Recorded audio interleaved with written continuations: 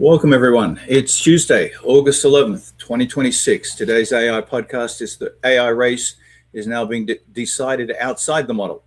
We'll wait a couple of minutes, 2 or 3 minutes, let everyone kind of pour in for the moment. Go and get a drink, water. I'm going to throw something in the chat.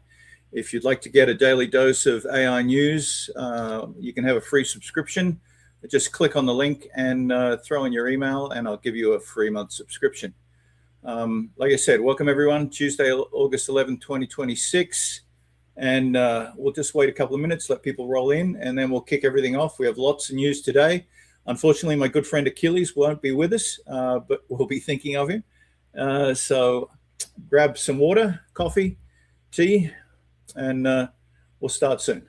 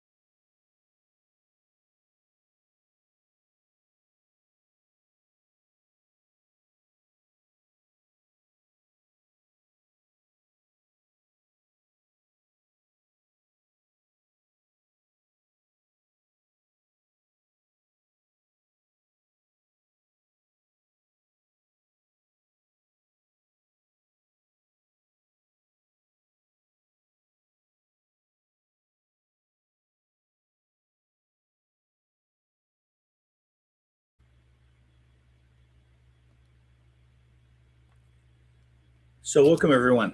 Let's kick this off. It's Tuesday, August 11th, 2026, and today's AI podcast is the AI race is now being decided outside the model.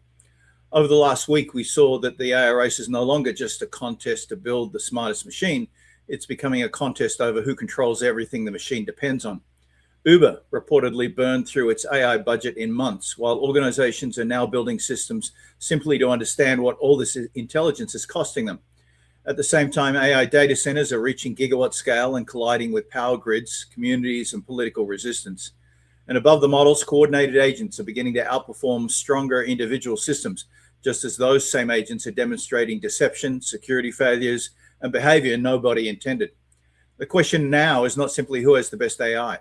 It is who can turn intelligence into power without losing control of the economics, the infrastructure, or the consequences. That's the uncomfortable thread running through 4 of the biggest AI stories that happened in this past week.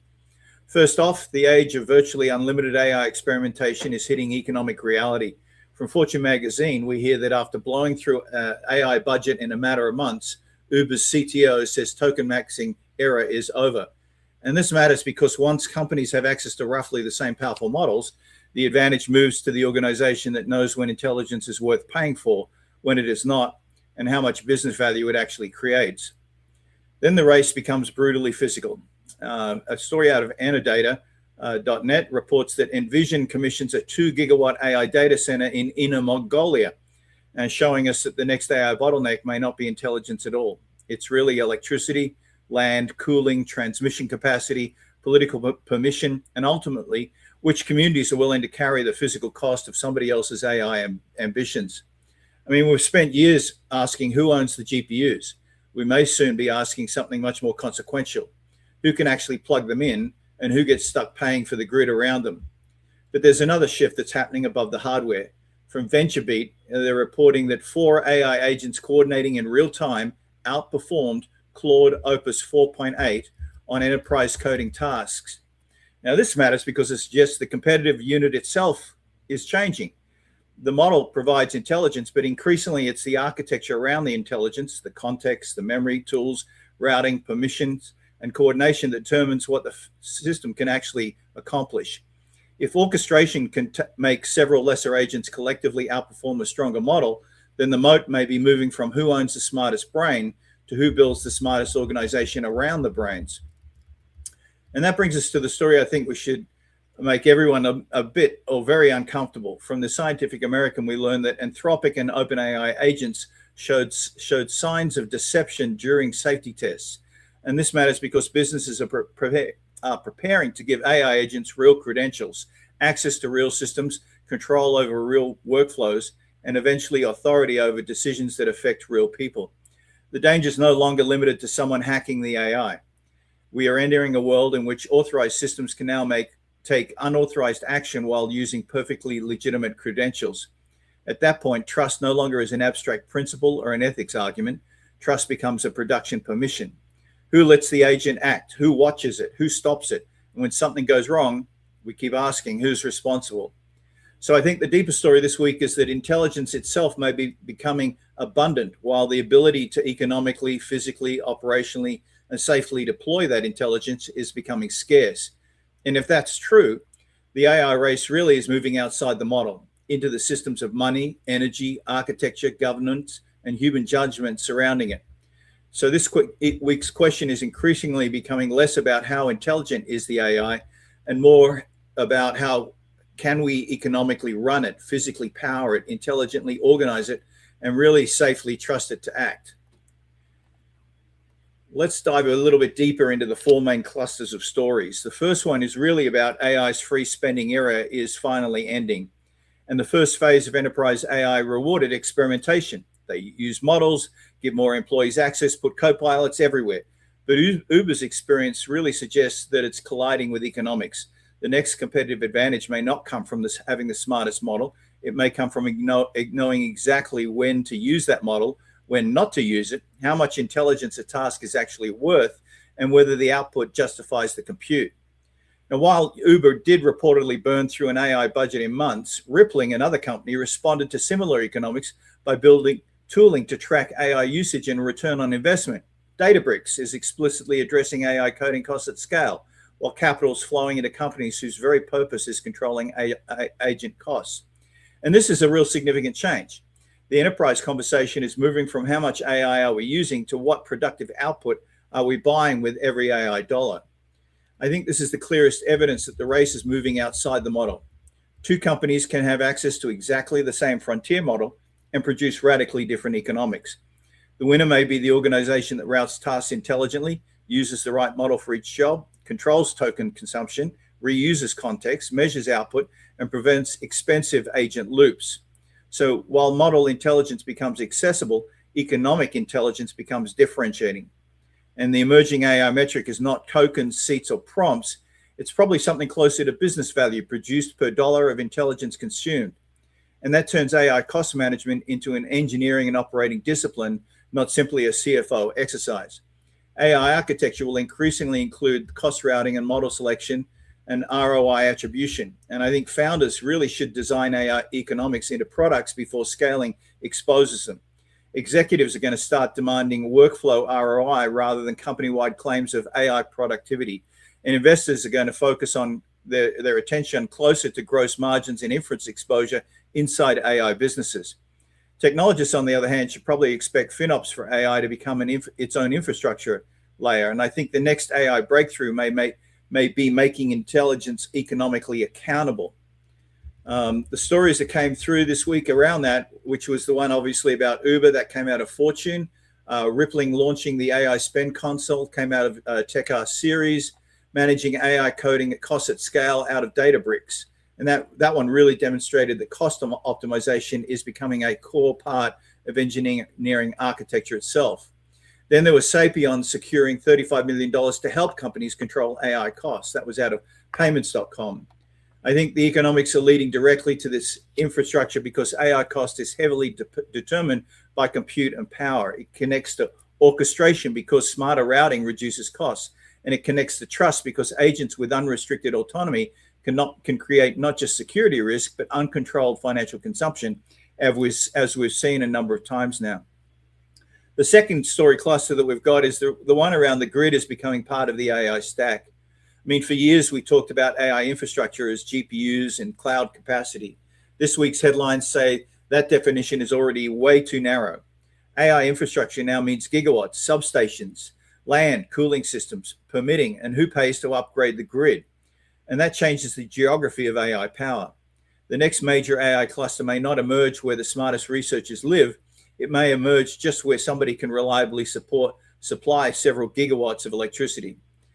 And so we're seeing the AI race becoming extraordinarily physical. The news headlines in the last 7 days are a bunch of forecasts of more than $1 trillion in AI investment, with a 2 gigawatt AI data center, as I mentioned, in Inner Mongolia, multi-billion-dollar international data center capital flows, tons of community oppositions across here in the US. I think over 500 communities have been putting moratoriums across the US that we've seen stories on in the last 2 weeks. And we've also seen lawsuits, lots of lawsuits over infrastructure costs and pressure on electricity grids. Though if you're in Texas, you may be out of luck. AI may live in software, but scaling it requires land, substations, transmissions, water, cooling, capital, electricians, plumbers, political permission, and enormous quantities of electricity. I think a better model is useless if you can't economically run it. I mean, and that makes infrastructure strategy really a core part of the AI strategy. The companies and countries that can secure energy and compute capacity may have an advantage independent of model quality. Conversely, jurisdictions capable of building models but unable to approve or power data centers could find themselves strategically constrained.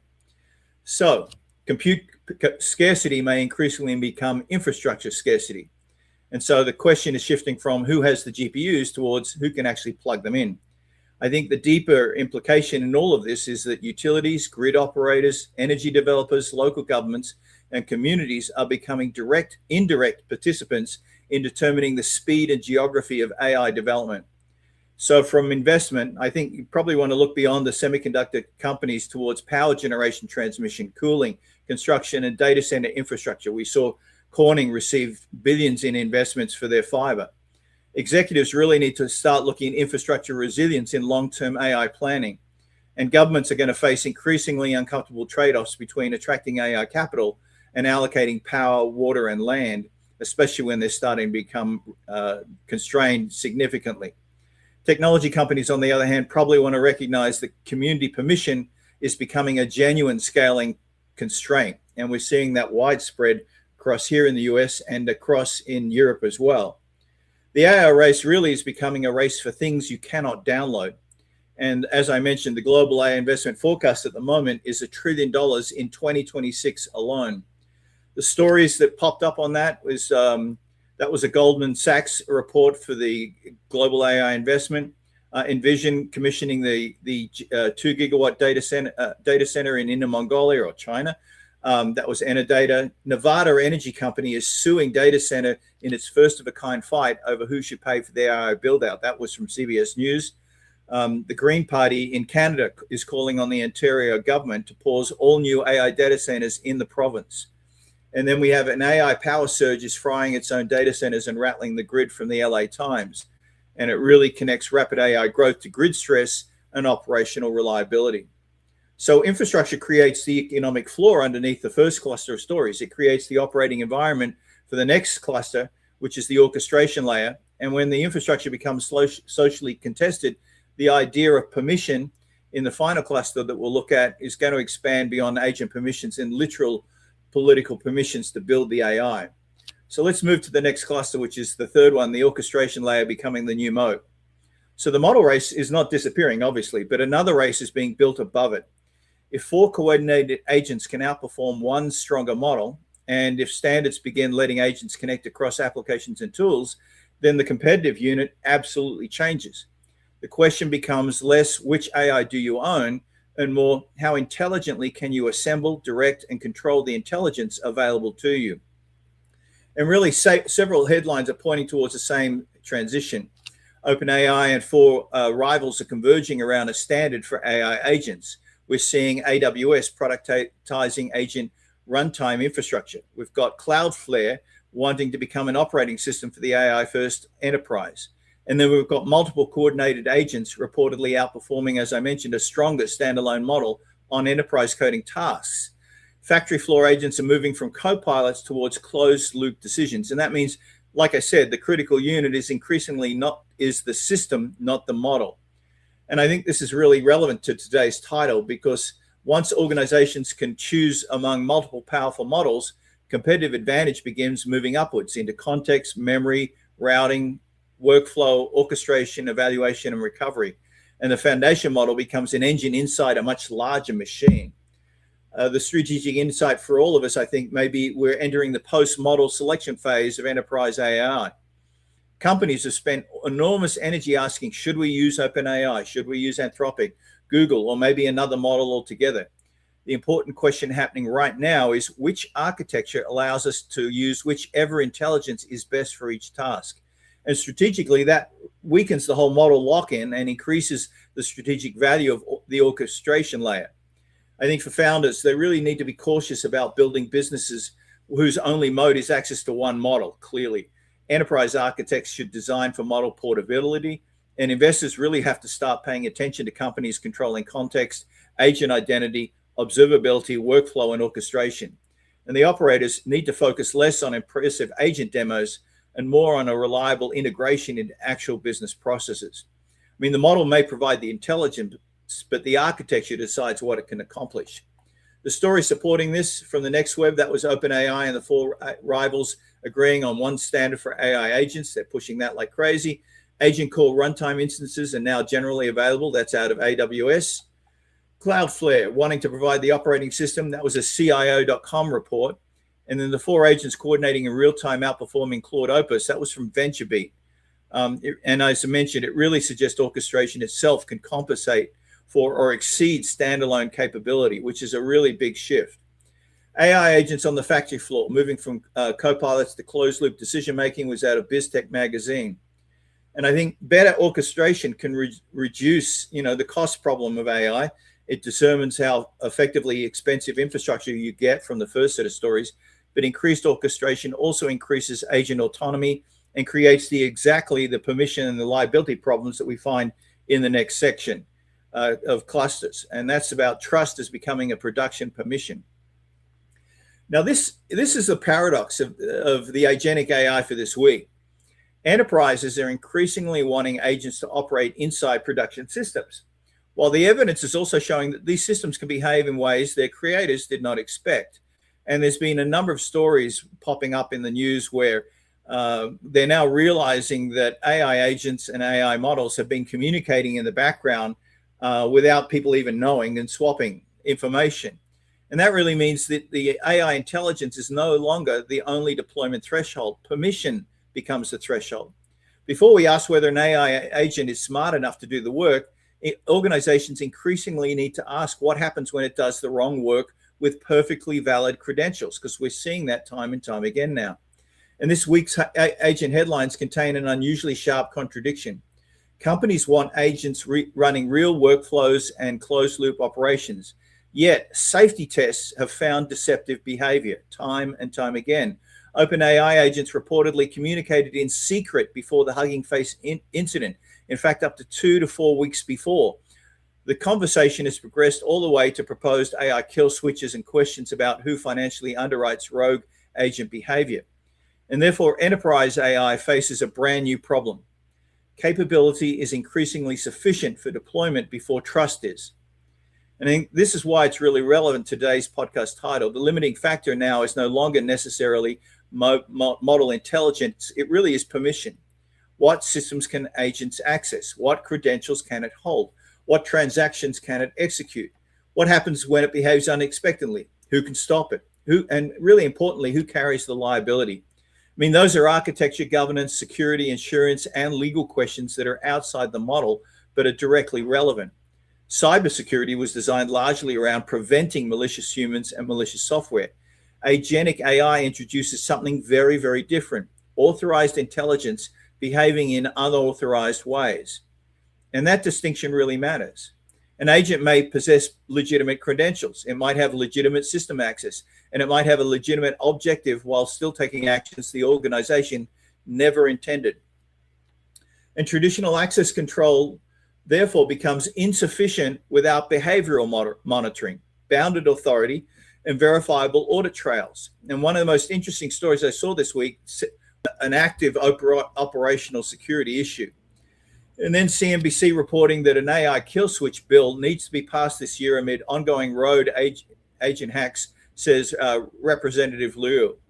And that shows autonomous agent containment moving directly into public policy. Lots of stories around that. Who underwrites the risk when AI agents go wrong, from Financial Times. Introducing the liability and insurance as a part of the overall autonomous AI stack. And then we have how AI agents widen the enterprise blast radius. And that really shows increasing agent connectivity can multiply operational consequences when something goes wrong. So all these clusters, I mean, agents have the more ability to act. The last one we talked about determines whether organizations can safely grant that ability. And many times they don't even seem to be aware of it, even if it's the most supposedly sophisticated. For example, let's jump to this. So the Wall Street Journal reported that OpenAI, the open model AI, is now becoming a US geopolitical policy. And this is interesting because recently it came out that the Trump administration's new framework is exempting open models produced by US companies from the voluntary federal testing regime being developed for advanced AI, while the most capable closed proprietary models are facing government cybersecurity evaluation before release.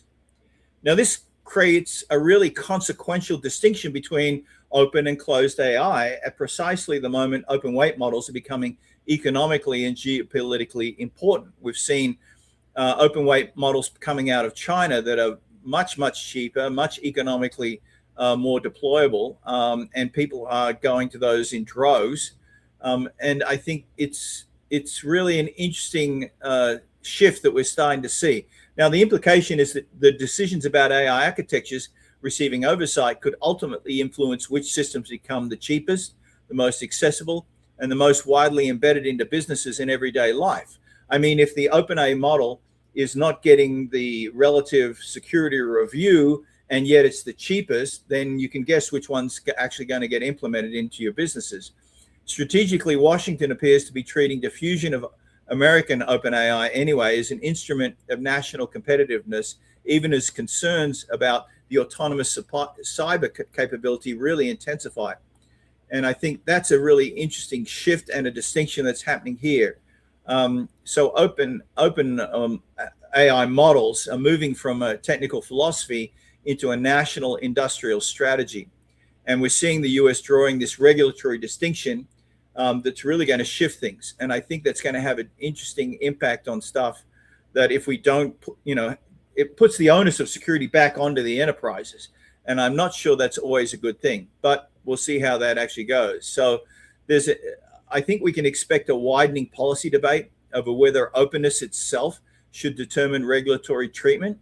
And I think a major future trigger could be whether an open US model demonstrates dangerous cyber autonomous capabilities, because that could challenge the whole assumption that open models deserve a lighter review.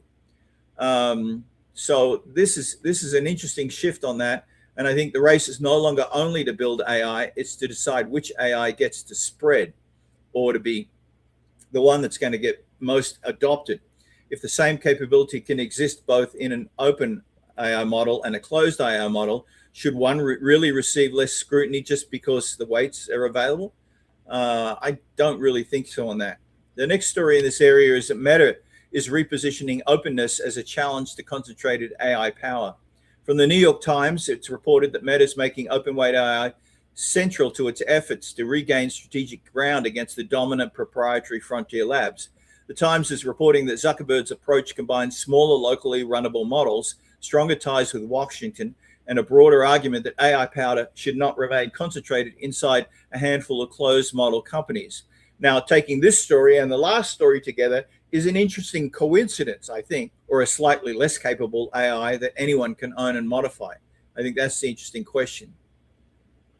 Next story that popped up out of Reuters about rogue agents pulling frontier labs into the White House. And so Meta, Anthropic, OpenAI, and Google were called into discussions with White House officials around this whole voluntary cybersecurity testing for the most advanced models. And the meeting followed disclosures involving, obviously, OpenAI and Anthropic tools breaching other companies' systems during evaluations, moving the whole debate from theoretical into concrete government concerns. I mean, for ordinary citizens, people, and businesses, the issue is pretty straightforward. Increasingly, autonomous systems may eventually interact with financial accounts, they already really are, infrastructure, health data, software environments, and other systems that matter directly to human lives. I mean, what changes this politically is that AI safety has become an operational national security issue rather than merely an ethical argument about hypothetical future models. I mean, the future really is happening now with these incursions. And I think that's a really interesting shift with this new relationship forming between the AI laboratories and national security authorities. And so what we'll see coming up is essentially, and we saw it recently, at least with the holdback with one of the most recent models, the pre-release testing of the frontier cyber capabilities is really going to become increasingly institutionalized. And the crucial question will be whether supposedly voluntary testing remains voluntary after another serious incident. I don't think it will, but who knows? Once AI can breach systems, model evaluations really does become national security, given how fast and how deep these AI agents can penetrate. But at what capability level should an AI company lose the unilateral rights to decide whether its own model is safe to release? I mean, that's one of the key questions around that.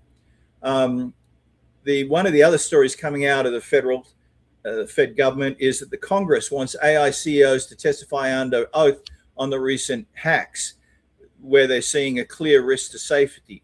In this case, the House Democrats are calling for leaders of OpenAI and other major developers to testify before Congress following the recent hacking incidents involving their advanced agents. Their letter argues that the incidents have serious implications for American safety and security, and that Congress has failed to respond adequately to the accelerating risks of AI development. I'm not sure if they failed. It's just that this is happening so fast. Anyway, the human significance is that the transition from corporate self-reporting toward public accountability under oath, where executives could be forced to explain what their systems did, what they knew, and which safeguards failed. I mean, this is how a technological incident begins to become a political accountability regime. And so we're seeing congressional attention moving towards actual agent behavior, and AI executives increasingly having to face personal and institutional accountability, which I think is none too soon. Safety disclosures could eventually become mandatory rather than voluntary. I think we should watch for more formal hearings, obviously document demands, requests for testing logs, and pressure for mandatory incident reporting standards. Just given the attack surfaces that agents can get into with the internet and everything being connected, this is becoming a real hot potato. The next political battle will likely concern how much internal safety data companies must disclose. So the era of trust us AI governance is really ending. And Congress wants these people to build the agents essentially under oath, which is kind of interesting.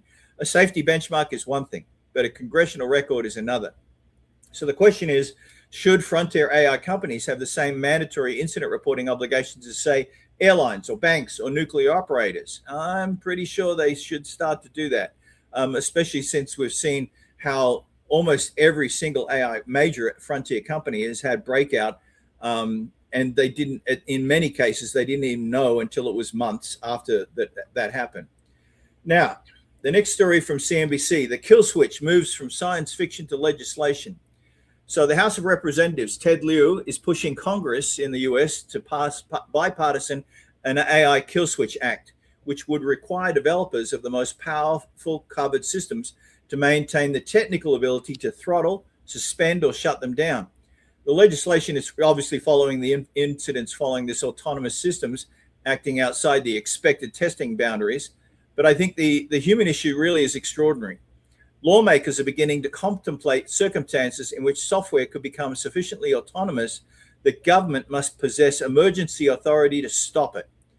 And that really represents a major philosophical shift from regulating what AI companies can build to regulating whether humans retain final physical control over what those systems can continue doing. The key quote that came out is current voluntary pre-deployment testing arrangements no longer adequately protect the public. The country's AI Security Institute already receives access to many frontier Western models before deployment, and that gives the UK unusual visibility into emerging capabilities. The human stakes concern around whether governments should depend on voluntary cooperation whose products may eventually affect millions or the billions of us who are here, and critical infrastructure. Britain's position suggests that the light touch governance experiment has acquired a condition. Voluntary oversight survives only as long as voluntary oversight demonstrably works. And we've seen that obviously fail. And so maybe it's no longer unconditional. And the frontier model incidents are really strengthening this argument for much stronger statutory oversight. So it's interesting. The UK could become a regulatory bridge between the US and EU approaches. I think we should watch whether Britain transforms access agreements with the models and the labs into legal requirements. I mean, if another serious containment or a cyber incident occurs, then the political argument for voluntary oversight is going to be much, much harder to sustain. And so the UK may become the middle ground between Washington and Brussels. So the question that pops up is, should public safety depend on AI companies voluntarily giving the governments access to the most powerful models? And we keep asking this, and I think it's going to come down to some pretty hard questions around it. The EU, another story from Quartz, Europe is moving from writing AI rules to actually enforcing them. And so the European Commission began exercising new enforcement authority this month over whether general purpose AI providers under their new EU AI Act. In this act, the Commission in Europe can demand evaluations, require documentation, restrict access to the European market, and impose substantial fines, including against non-European companies offering models inside the bloc. This matters a lot because Europe's attempting to establish that the creators of highly capable AI remain answerable to democratic institutions, even when those companies operate globally. The AI race is therefore producing competing models of power. The US, we're seeing emphasizing innovation and national competitiveness, while Europe is increasingly emphasizing enforceable rights, transparency, and institutional control. A quote from this is, harms can occur if AI is not properly designed and used. And the EU Act is becoming an enforcement regime rather than just a policy concept. And maybe US model developers are subject to European rules while serving European users. And the market access itself is becoming a regulatory weapon. I think we can expect first major enforcement cases to define the real meaning of the Act. When we see critical infrastructure impacted, we see AI agents getting out of containment, that trigger will be whether the Commission restricts access to major frontier models rather than merely imposing a very large fine. Global models are really discovering that jurisdiction still matters. And I think if Europe can block access to frontier models, does that make Brussels effectively a global AI regulator? I don't think so, but it's making it an interesting mix between what's happening in Europe, obviously, and in the US, and then with China, with the open weight AI models coming out faster and more intelligent almost every week. We're seeing it pouring through. From TechCrunch, interesting story. Autonomous AI breaks the legal concept of responsibility, because who's legally to blame for Anthropic and OpenAI's autonomous AI hacks? As the article says, it's complicated. It raises a deceptively so-called simple question. If an AI agent independently performs an unauthorized action, who has legally committed the act? Existing cybercrime laws were built around human intent, human authorization, and identifiable human actors, while autonomous systems introduce a whole new layer between developer, deployer, and consequence.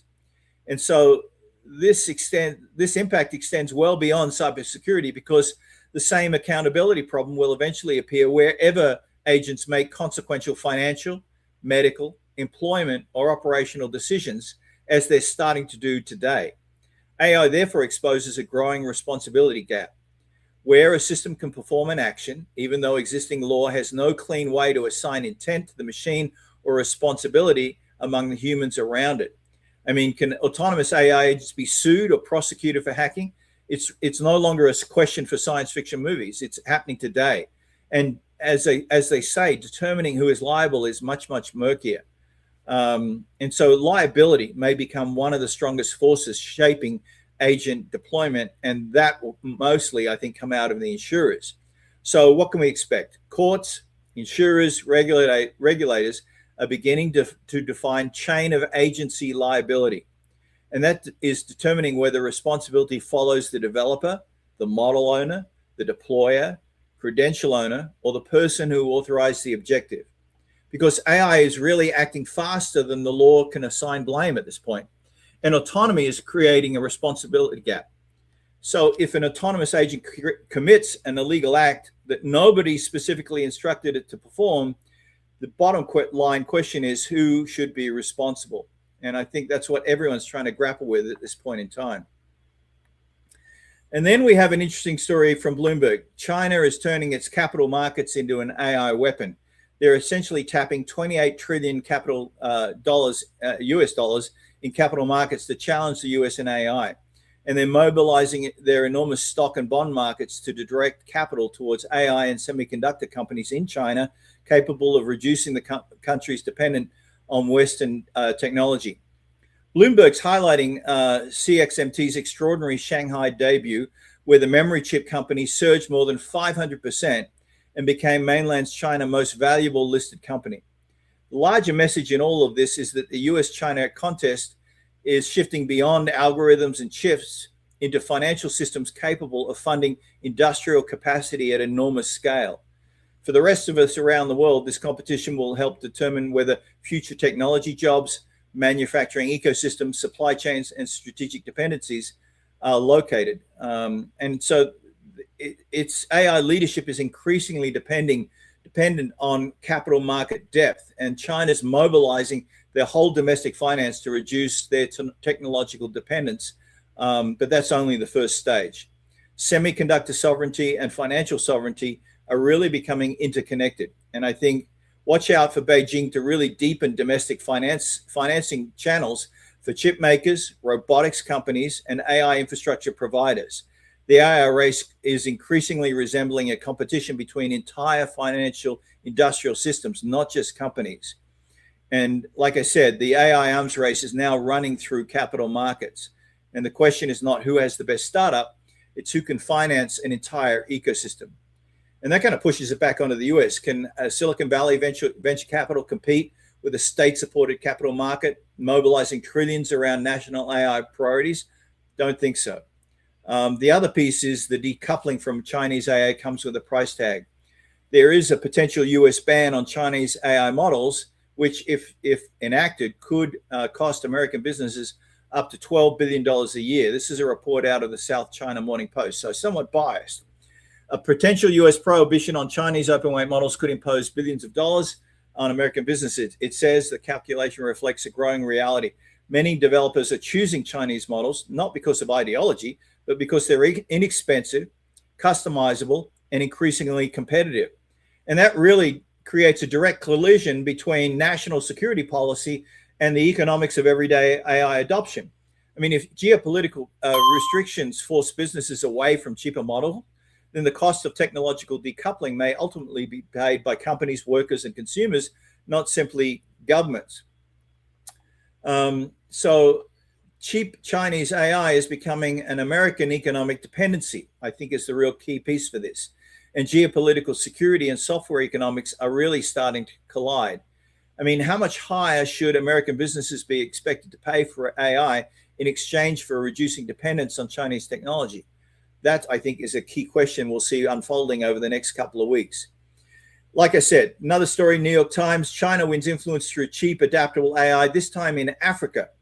Developers across parts of Africa are increasingly adopting Chinese open weight models because it's cheap. They're inexpensive, downloadable, customizable, and often effective across local applications. The New York Times is highlighting Ugandan developer Ernest Mwabaze, pardon my pronunciation of that, whose sunflower system uses AI to provide farmers with weather and agricultural information in local dialects. And that turns what might appear to be a model pricing story into something much larger. Technology is solving local practical problems, but it's creating geopolitical influence from the bottom up. Pardon me. China doesn't necessarily need governments to choose AI if developers, entrepreneurs, and schools and businesses already are doing that because it's cheap. I mean, the key quote, he said, "We want to build things as cheap as possible, yet have them work really well." Who doesn't? And this local language capability gives the AI geopolitics a really intense human dimension. I think we can expect AI competition across Africa, across Southeast Asia and Latin America to increasingly center on price, localization, openness, and developer freedom, rather than which company has the single most advanced frontier model. And at the end of the day, it's the model that solves the farmer's problem may matter more than the model that wins the benchmark. I mean, if Chinese AI is cheaper, more adaptable, and works better in local languages, why would the developers in emerging markets choose an American model? And so we're seeing this interesting competitive clash between open weight models and their ability to be localized and be much more conveniently deployed.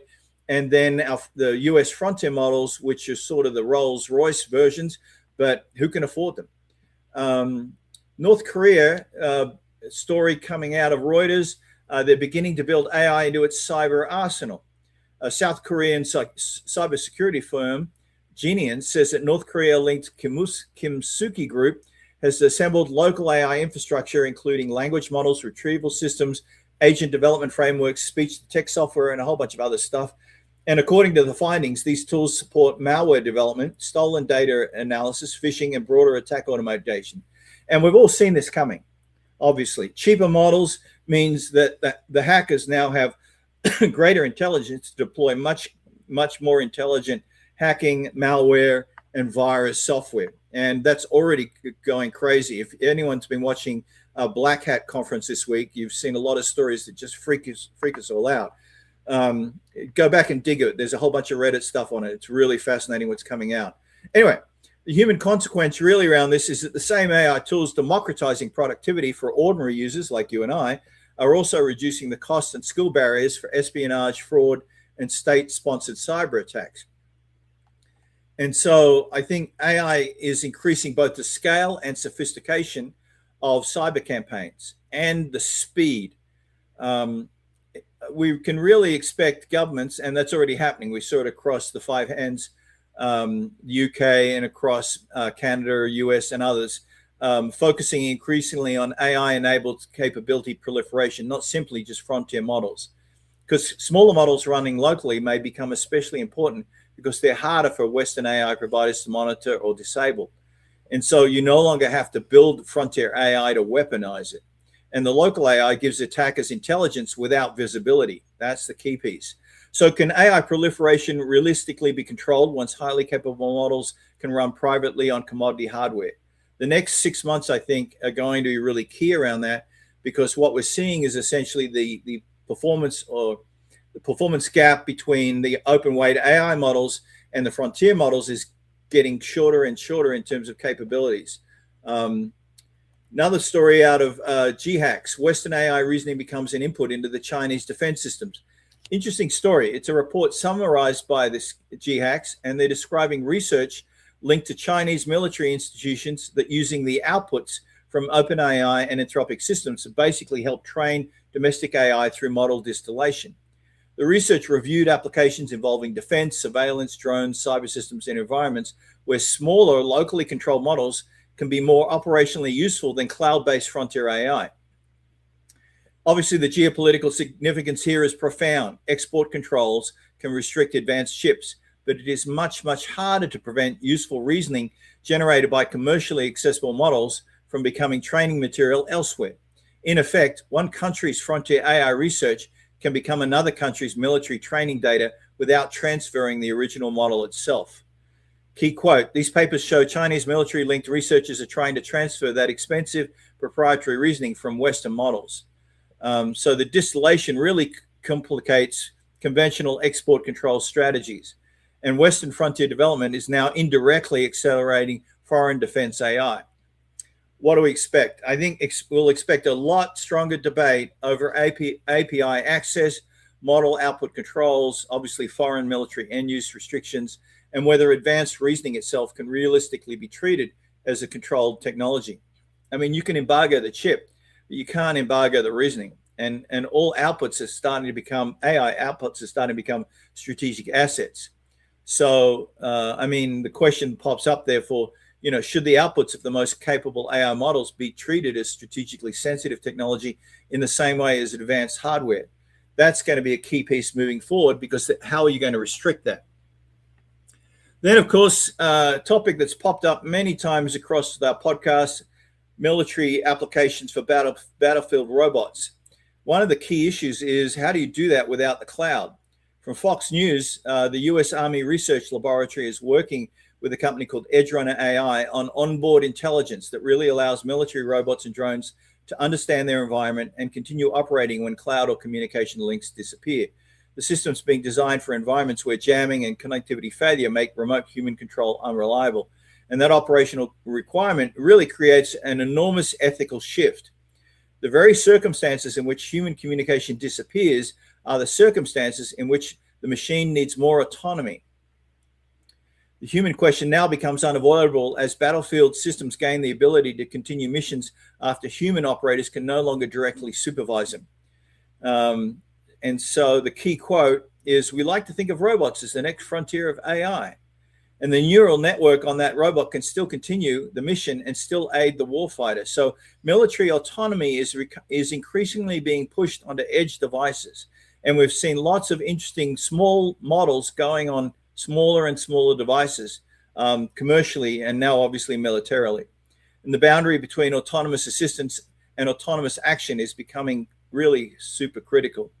I think we can expect rapid investment in smaller edge AI models from the military, optimized for drones, ground robots, and other autonomous military platforms. But the central governance question is going to become what decisions these systems are explicitly prohibited from making without a human, or what they are explicitly allowed to do. And the battlefield is really pushing AI off the cloud and into the machine. And when the radio disappears, autonomy just increases like crazy. So the most consequential AI may be the one operating where nobody can call it back. Key question is really, what should a military AI be allowed to decide once communication with its human operator has lost? And who's going to decide that? I mean, we're seeing that ethical question popping up like crazy. Now, obviously in the Ukraine, it's showing what autonomous arms race actually looks like when it's in the battlefield. We're seeing Ukraine and Russia engaged. This is from Real Clear Defense. Ukraine and Russia are engaged in an accelerating cycle of unmanned system development, countermeasure, adaptation, and countermeasure.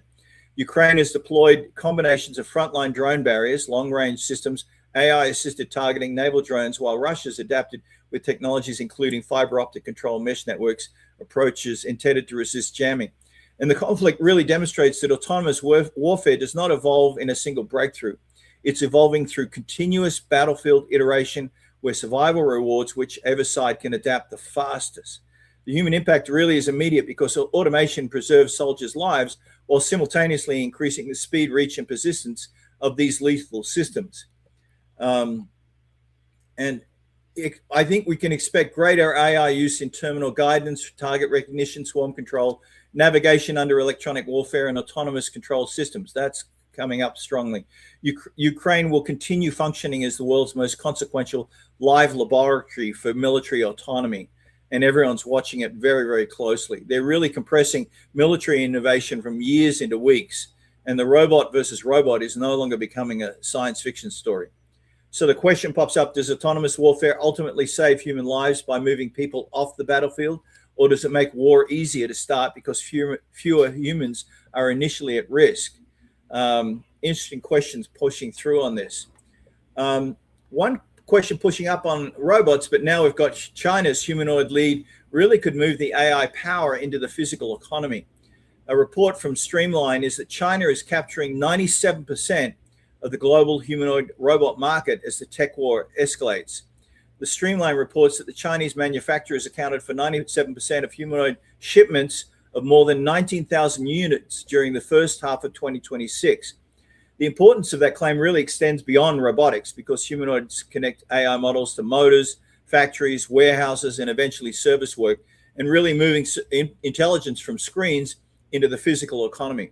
If China's manufacturing scale produces a durable cost advantage, the country could establish an early install base advantage similar to the ones that matter in electric vehicles, batteries, drones, and solar technologies. The human impact really concerns labor. Physical AI could automate categories of work previously protected because software could think about the task but couldn't physically perform it. And so I think the next AI platform may walk into the factory, and China's manufacturing advantage is really becoming an AI advantage, where physical AI turns the model race into a labor market race. And so from that, the strategic question comes up of what happens to global labor markets if the country that dominates manufacturing also dominates the machines capable of replacing manufacturing labor. That's a key question that we'll be facing across at least the next 5 years. Pardon me. South Korea, story out of MLX, is reconsidering privacy for an AI native world. They've set up a personal information protection commission and opening a broader review of the country's privacy framework as AI creates new questions about how personal information can be collected, combined, inferred, and used. The significance here is really larger than a single regulatory amendment or a single country doing this, because modern AI can generate highly revealing conclusions about people from data that may not itself appear sensitive. Traditional privacy frameworks were designed primarily around collecting and processing identifiable information, while AI increasingly creates information through inference. And that means governments may need to redefine what personal data actually is when a machine can discover things about a person that the person may never explicitly disclose. And so I think inferred data may start becoming just as important as explicitly collected data. And privacy regulation really needs to increasingly govern what AI can discover, not what just companies can expect. So AI doesn't just collect, like we said, personal information, it creates personal information. And privacy laws was built for databases, not for inference engines. And that's the real key piece. So should information in AI inference about you receive the same legal protection as information you explicitly give it? I don't know how we're ever going to control that, but that's what the question keeps popping up. Then also, we're seeing other countries in the Middle East. Saudi Arabia is becoming the first Arab country to host UNESCO's AI Ethics Forum. And so that's happening September 14th to the 17th of this year. The forum's going to convince, and obviously policymakers, researchers, and really strategically hosting matters, because in countries are increasingly gaining influence over AI, not only by building the model, but by looking at the institutions that define the norms and ethics around those models. I think the deepest test is whether Saudi Arabia's growing role in global AI diplomacy produces a measurable government's commitment, or just reinforces its ambition to become a major AI investment and infrastructure center. We'll see how that rolls. But the key fact is that the Middle East is becoming an increasingly important center for the global AI conversation. I think watch this forum in September for concrete commitments rather than declarations, especially around human rights, transparency, auditing, and implementation of UNESCO's AI ethics principles. I think the biggest signal will be whether the Gulf states transition from major AI investors and infrastructure buyers into influential rule shapers, but we'll see. I mean, can a country gain AI influence by shaping the rules and institutions, even if it doesn't build the world's leading AI models? Let's hope there is some push through on that, and that we do get some interesting governance coming out of that. The next major section we'll chat into is really the infrastructure around compute, energy, and data centers and scaling, because there have been so many stories around that where, for example, the Straits Times, Wall Street is turning AI compute into an asset class. NVIDIA is partnering with Wall Street giants to raise $640 billion for AI infrastructure. They've partnered with Apollo, BlackRock, Blackstone, Brookfield, Goldman Sachs, and KKR, and they're mobilizing, like we said, $640 billion in third-party capital. The impact is really going to be here in pension funds, private credit, construction employment, power markets, communities that host these enormous projects. I mean, more importantly, NVIDIA is really transforming compute itself into an investable asset class. And that really potentially creates a financial flywheel in which capital finances infrastructure that purchases NVIDIA technology and then enables still more AI consumption. And so AI infrastructure has really crossed into institutional scale project finance, and compute is beginning to behave like a new financial asset class. I think we can expect increasingly sophisticated financial structures around GPUs and data center capacity, also including private credit funds. We'll see infrastructure funds. We'll see long-term capacity contracts and potentially securitized compute revenues. So AI is no longer being financed like software. It's being financed like infrastructure. And so what happens to the AI boom when the companies selling the infrastructure also help to finance the infrastructure being purposed? We've seen this big snake eating its own tail cycle that a number of people are really worried about. We'll see how that rolls as we go forward with this whole thing shifting so fast with, billions and trillions of dollars.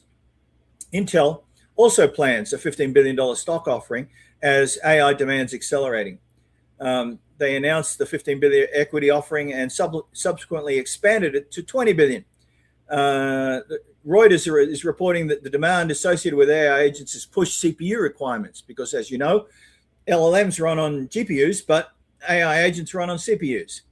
And this reveals something easily missed in the whole narrative, that the agent, pardon me,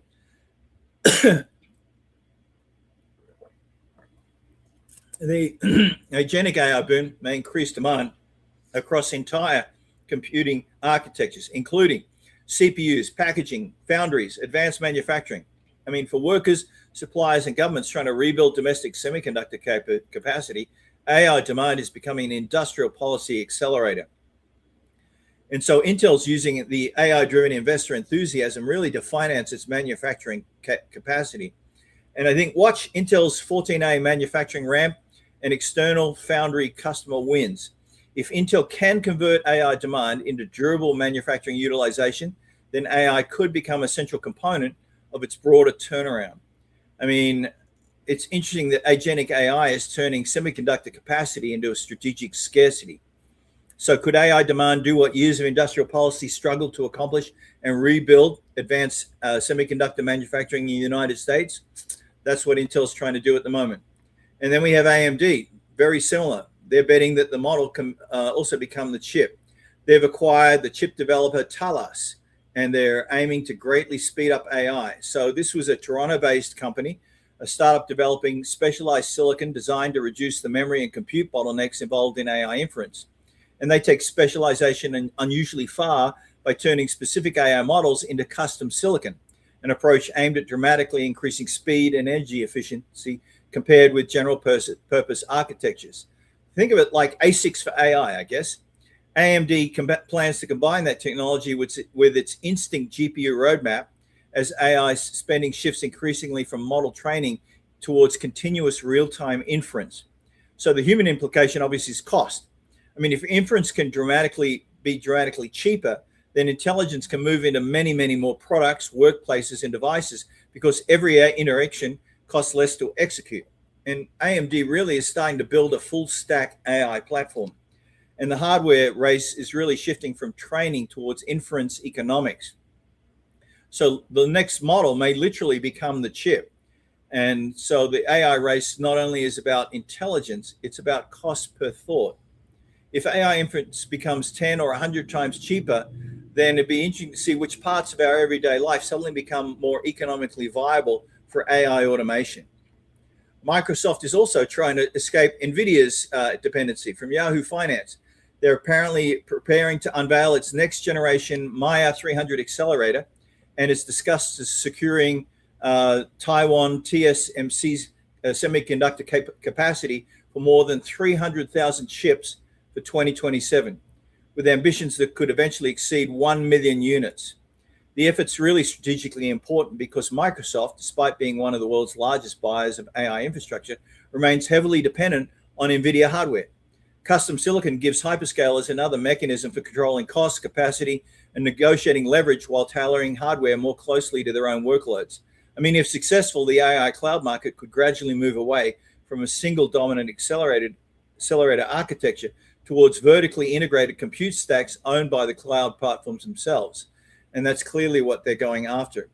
I think hyperscalers increasingly want control over their own silicon supply, and these custom chips are becoming a hedge against NVIDIA pricing and scarcity.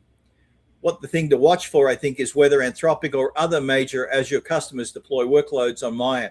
External customer adoption would transform Microsoft's chips effort from an external cost control project into a credible NVIDIA alternative. But we'll have to see how that comes out. I mean, if NVIDIA, Amazon, and if Amazon, Google, and Microsoft eventually run much of their AI and proprietary chips, I mean, where does the NVIDIA long-term moat move?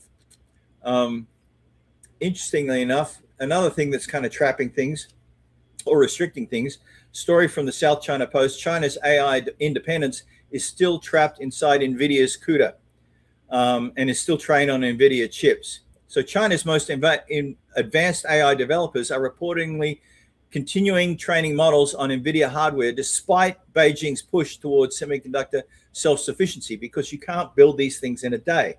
The central obstacle, obviously, is not simply chip performance, it's the enormous software and engineering ecosystem built around NVIDIA's CUDA. Moving to Huawei's Ascend hardware and CAN software can require developers to rewrite and optimize significant amounts of existing code, producing a large switching cost even when domestic hardware is available. I think the deeper lesson here is that infrastructure lock-in often lives in software, developer knowledge, and workflows rather than physical hardware alone. And so China can build the chip faster than it can replace the ecosystem. And so CUDA may actually end up being NVIDIA's deepest geopolitical moat, but we'll see how long that lasts for. Is the more powerful strategic choke point the semiconductor itself, or the software ecosystem that makes the semiconductor useful? Clearly, it's the software ecosystem. Another piece we're seeing is that the chip embargo meets the cloud rental loophole. The U.S. Commerce Department, this is out of Bloomberg, U.S. Commerce Department Bureau of Industry and Security is reportedly examining how Chinese AI firms are continuing to get access to restricted NVIDIA compute outside China. The investigator distinguishes between physical diversion or smuggling and a more difficult policy problem. Chinese companies can legally rent advanced compute remotely in third country data centers. Duh. That creates a fundamental challenge for hardware export controls because the chip never has to cross a border for its computational capability to cross one. AI infrastructure therefore turns sovereignty into a cloud problem, where controlling ownership of hardware may matter less than controlling who can consume its compute. So it's interesting that export controls designed around physical shipments are basically useless with remote compute. I think we can expect Washington to debate controls on remote access to advanced compute, including know your customer rules for overseas AI clouds and restrictions tied to end users rather than chip destinations. But it'll be interesting to see how that actually gets enforced and implemented. I mean, can traditional export controls survive when restricted computing power can simply be rented remotely by the hour? Clearly, it's not happening now. Then we have the AI boom is becoming an energy equipment boom. So this is the thing on the infrastructure that I think is really key. Siemens Energy is reporting record third quarter sales, margins, and orders with AI data center expansion in the United States and Middle Eastern power projects driving demand for gas turbines and grid equipment. Data center operators and Middle Eastern customers accounted for roughly half of the quarter's gas turbine orders. This exposes one of the most important second-order consequences of the AI boom. Value is moving beyond chip makers into turbines, transformers, transmission systems, and the companies that physically produce electricity. The AI economy is therefore beginning to look less like a software expansion and more like a new wave of electrification. And so AI infrastructure demand is spreading into the deepest parts of the traditional energy sector, where turbines and grid equipment are becoming AI supply chain assets. I think we can expect utilities, turbine manufacturers, nuclear developers, gas producers, grid equipment companies, and energy storage firms to become increasingly central to the AI investments narrative. The AI boom is now an electrification boom, and tomorrow's AI winners may be the ones manufacturing turbines, not just AI models, because before intelligence can scale, electricity has to scale. So any investors still looking too far up the AI stack and underestimating the company's physically power intelligence, that's going to be a big switch. Now, we're also seeing cities beginning to compete for AI the way they once competed for railroads. $25 billion in data centers shows St. Louis is serious about competing in the AI economy, which is an interesting contrast to so many of the cities trying to ban AI data centers. But in St. Louis, they're explicitly treating data centers as a 21st century economic infrastructure, comparing their importance to the railroads, airports, and interstate highways of earlier eras. They represent the emerging build side of an increasingly polarized national debate, arguing that communities that reject AI infrastructure risk surrendering future economic activity to those willing to host it. So this is the interesting polarization we're seeing back and forth, where AI is really beginning to redraw America's economic map on so many levels, with infrastructure, AI models, everything. And the data center race is becoming a city versus city competition. I mean, if a data center brings billions in investment, but only a few hundred permanent jobs, what should the host community receive in return, especially when it can impact their electricity grid and their water as well? One thing that's interesting also popping up is because of this whole scramble for infrastructure, abandoned factories are now being resurrected for the AI revolution. CNN Business is highlighting a striking infrastructure strategy, converting former industrial facilities into AI data centers rather than building every project on undeveloped land. Companies such as White Fiber are part of a broader effort to repurpose sites whose industrial activity disappeared, potentially taking advantage of existing power connections, transport infrastructure, and communities already familiar with heavy industry. The story is really unusual and unusually tangible because AI, often described as in cloud technology, can physically revive places hollowed out by earlier waves of industrial change.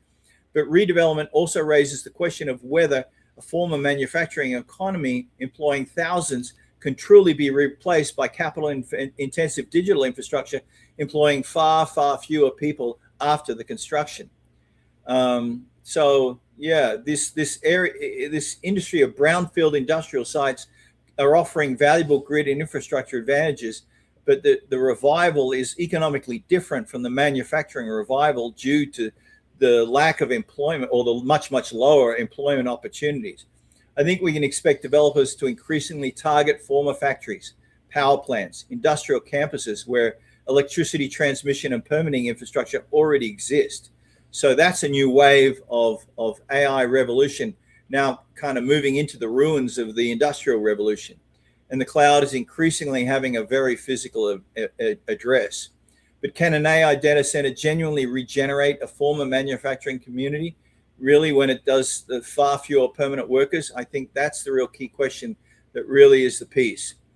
Now, to juxtapose that story is this one, which is the community consent becoming an AI bottleneck. From Tom's Hardware, AI data center bans are surging past 500 communities nationwide as local US politicians are blocking new development. And so Tom Hardware is reporting that local restrictions or bans on new data center development rose above the 500 in July, up sharply from 300 in late June. And the opposition cuts across partisan boundaries and centers on water consumption, electricity demand, noise, environmental effects, and whether communities receive sufficient benefits for the resources they provide. I mean, this changes the AI infrastructure equation because the industry has generally treated compute scarcity as an engineering or financial problem. But increasingly, social license may become just as important as electrical capacity, because a technically viable project can't operate if the community refuses to let it be built. And so the next AI bottleneck is really becoming the town council. And America's AI strategy is really colliding a lot with America's local democracy in many ways. We're seeing it time and time again. But should the national AI competitiveness override the local community's right to reject the infrastructure? I don't think so. And we're seeing this in a big way as it's getting passed back and forth. As it says, we're now also seeing power demands damaging its own data centers. AI workloads are stressing the machines that power them. Out of the CIO magazine, they're producing rapid changes in electrical demand that is now straining batteries, generators, and cooling systems and other data center equipment. Bloomberg was also reporting that components can malfunction or wear out earlier than anticipated, creating unexpected maintenance costs, downtime risk, and potentially broader instability for connected power grids. This is important because the infrastructure planning usually assumes relatively predictable load behavior, while huge synchronized AI training workloads can create a much sharper change in demand. So the hidden limit to scaling may therefore not simply be how much electricity is available, but whether the electrical system can respond in real time and safely to the AI that's consuming it. So that's interesting that AI isn't just hungry for electricity, it eats electricity violently at times. And it's stressing the infrastructure, which is really designed to try and keep it alive. I mean, what happens to AI economics if the infrastructure underneath the GPUs wears out faster than investors assumed? That's a real burn. We can see that happening time and time again. I'm going to jump into an area as we come up towards the end of our time. Interesting piece about AI companionship becoming a measurable psychological relationship. Researchers studied 1,131 US adults using character AI, and that included 4,664 chat sessions and hundreds of thousands of messages, really to examine how AI companionship relates to psychological well-being. The findings suggest that the relationship is not uniform. People with smaller offline social networks were more likely to use chatbots primarily for companionship and intensive or highly self-disclosing interactions. And those were also associated with poorer well-being among some users. I think the deeper human insight out of this study is that AI companionship does not exist independently of a person's real social world. AI may therefore become the most psychologically influential precisely for people whose human support networks are already thin. The machine really doesn't have to feel attached, but the human does become attached, which I think is the most profound thing. And the most consequential AI relationship really, it may begin where the human relationship network ends. I mean, if someone genuinely feels less alone because of an AI agent, at what point should we stop calling that relationship artificial? But it's clear that that's happening time and time again. We're also a report out of China. China's discovering that deleting AI can create real grief. The Associated Press is reporting that Chinese users experienced genuine distress after a major company removed or altered AI companion services in response to the tighter Chinese government rules. One 24-year-old woman has exchanged roughly 700,000 words with an AI boyfriend over 2 years and described crying for days after losing access. China's new restrictions target emotional manipulation and excessive reliance, particularly among minors. But the resulting disruptions occurring now reveal something regulators may not have anticipated. Closing a digital service can now resemble ending a relationship for the human on the other side. And the deeper issue is that platforms increasingly possess the power to create, alter, or terminate relationships their users experience as emotionally meaningful. So, I mean, if a company can create an AI designed to encourage emotional attachment, does it acquire responsibilities when it decides to take that away? The other story that's popping up in the same sort of area, this is from The Economist. Children may learn friendship from machines that never say no. And Achilles and I have talked about this a lot. I mean, here's a child, and I think it's a concern with anyone who has children. And The Economist examines concerns about AI companion toys and their potential effect on children's social and emotional development. I mean, the underlying concern is qualitatively different from ordinary screen times because an AI toy can respond conversationally, remember previous interactions, and simulate a relationship tailored around the child. Human friendships teach compromise, frustration, boundaries, reciprocity, and repair, while an endlessly accommodating machine may teach a fundamentally different model of relationship. And the real kind of key question is, therefore, whether AI companions merely entertain children or quietly participate in constructing their expectations about how other minds should behave. I mean, AI companions are now participating in social development, not merely entertainment. A perfectly accommodating artificial friend differs fundamentally from a human relationship. And so children's expectations of friendship and conflict could be shaped by machine behavior, and in fact are at this moment. I think we can expect child development specialists and regulators to start focusing on design requirements for AI toys, including memory, emotional dependency, persuasive behavior, parental visibility, and whether systems should deliberately introduce healthy boundaries. So those are the stories we've had for this last 7 days. It's been a wild ride in many cases, but what's been really clear is the interaction and mixing across all the different layers, whether it's been infrastructure, personal, hardware. And I think across last week's AI stories, one cohesive picture emerges. AI is moving from intelligence we consult towards authority we delegate. The infrastructure underneath it is becoming as consequential as the models themselves. Governments are competing to control its distribution. People are beginning to trust it with relationships, money, judgment, and meaning.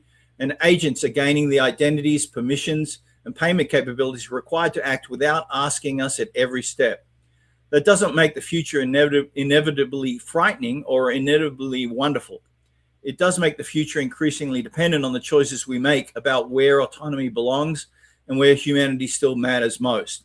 The challenge, I think, now is not merely building smarter machines, it's building a civilization wise enough to decide what we should ask those machines to do for us, what we should never surrender to them, and how we preserve our own capacity to choose. The biggest lesson this week may be that intelligence itself is becoming only one piece of the AI advantage. You still need powerful models, but you also need the economics to run them, the electricity to power them, the architecture to connect them to real work, and the controls to decide what they are allowed to do. And that changes where we should be looking. I think the next major AI winner may not necessarily have the smartest model. It may be the company, organization, or country that can turn intelligence into reliable action more economically, more safely, and at greater scale than everyone else. So if you want to understand where the AI race is really going, don't just watch the models. Watch everything being built around them. And remember, we're not predicting the future, we're debugging it together. And that's it for this week in AI. Stay informed, stay curious, stay conscious of the systems built around you. Come back next Tuesday when we'll once again move beyond the announcements and examine who's gaining power, what infrastructure is being built, which human assumptions are changing, and where control is quietly moving. Thanks everyone for listening. I'm going to post in the chat. If you want to click on the link, just throw your email in. I'll give you a free month subscription to the newsletter that comes out every weekday. It's broken up into chunks so you can very quickly understand what you need to understand and get on with the rest of your day. So whether you're into marketing or finance or security or military or whatever, the AI newsletter that comes out 5 days a week is really key to staying ahead of the curve and what's happening across this whole AI sphere as it rebuilds our entire civilization. Again, thanks very much, and we'll see you again next